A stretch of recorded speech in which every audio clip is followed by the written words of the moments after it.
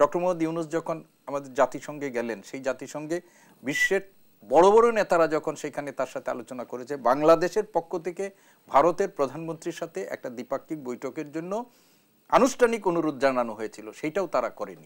বাংলাদেশের পক্ষ থেকে তীব্র প্রতিবাদ জানানো হয়, কখনো প্রতিবেশী দেশের প্রতি কখনো কঠোর বার্তাও দেওয়া হয়। ভারত কতটা আমলে নেয়? দেখুন, বাংলাদেশ সবসময় প্রতিবেশীদের সাথে একটা শান্তিপূর্ণ বন্ধুত্বপূর্ণ সম্পর্ক বজায় রাখার চেষ্টা করে। দুইটা ইয়ার মধ্যে আপনি পার্থক্যটা দেখেন। আমরা তো এখন শীত দ্বারা সোজা করে অন্ততপক্ষে প্রতিবাদটা করতে পারছি। এই প্রতিবাদের ইয়াটুকু তো সহ্য করার মতো মানসিকতায় ভারত নেই, কারণ গত 15 বছরে তাদের কোনো অপকর্মের প্রতিবাদ আমরা করতে পারিনি। আজকে ভারত যে কাজটি করছে, যখন ফ্রিজে গরুর মাংস রাখার কারণে যখন ভারতবর্ষে পিটিয়ে যখন মুসলমানদের হত্যা, তখন বাংলাদেশের পক্ষ থেকে আপনি মনে করে দেখেন যে এটা ভারতীয়দের অভ্যন্তরীণ বিষয়। সেই ভারত আজকে এটি বলছেন। আমি মনে করি যে কারো বিরুদ্ধে অন্যায় যদি হয়ে থাকে তাহলে সেটি বলার সবারই অধিকার আছে।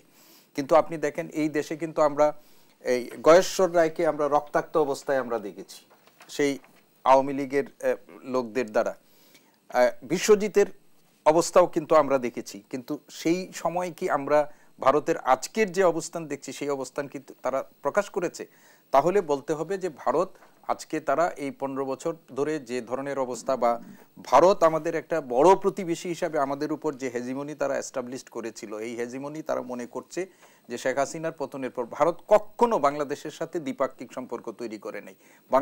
ভারত সবসময় চেয়েছে একটা বিশেষ রাজনৈতিক দল, আরও যদি সুনির্দিষ্টভাবে বলি যে একটা ব্যক্তির সাথে, দেশের স্বার্থের তুলনায় একজন ব্যক্তির সাথে তার সম্পর্ক তৈরি করার মাধ্যমে তাদের স্বার্থগুলো হাসিল করার জন্য।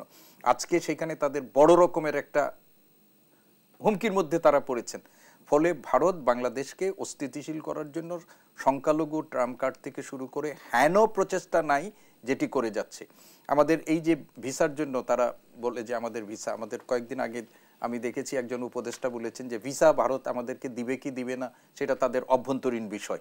এটাও কিন্তু আমাদের একজন উপদেষ্টাকে, আমরা হাসান আরিফ সাহেবকে এই 4-5 দিন আগে এই ধরনের বক্তব্য শুনেছি। এখন বাংলাদেশে একটা গণ অভ্যুত্থানের মধ্য দিয়ে একটা সরকার পরিবর্তন হয়েছে। ভারতের উচিত হচ্ছে বাংলাদেশের নতুন সরকারের সাথে তাদের পারস্পরিক বন্ধুত্বের সম্পর্ক।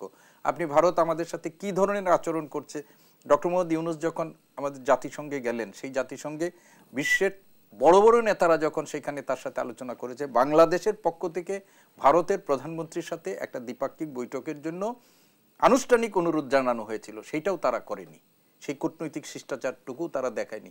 ফলে ভারতের যে আজকে প্রতিক্রিয়া, এবং সেই প্রতিক্রিয়াটা আমি অস্বাভাবিক কিছু মনে করি না। এটা তাদের রাষ্ট্রীয় কূটনীতিরই, বাংলাদেশ সম্পর্কে তাদের যে নীতি, সেই নীতির এই অংশ হিসাবে তারা এটা করেছেন। তবে গুরুত্বপূর্ণ হচ্ছে যে বাংলাদেশের পক্ষ থেকে আমাদের অবস্থানটা ব্যাখ্যা করা। আমরা এই সরকার প্রতিষ্ঠিত হওয়ার পর ডক্টর মোহাম্মদ ইউনূস থেকে শুরু করে এই সরকারের অনেকেই ভারতের যে নীতি বাংলাদেশ সম্পর্কে নতুন বাস্তবতায়, সেই নীতিতে বাংলাদেশের অবস্থানও কিন্তু আমরা নানাভাবে স্পষ্ট করেছি। আজকের এই প্রতিবাদের মধ্য দিয়েও আমরা মনে করি যে যথার্থ হয়েছে যে তাৎক্ষণিকভাবেও তাদের প্রতিবাদের বা তাদের প্রতিক্রিয়ার ইয়েতে আমরা প্রতিক্রিয়া দেখিয়েছি। কি হবে আমরা সেটা জানি না, কিন্তু আমরা আমাদের অবস্থানটুকু ব্যাখ্যা করা, আমাদের অবস্থানটুকু জানান দেওয়া, সেটা আমাদের কর্তব্য বলে আমি মনে করি।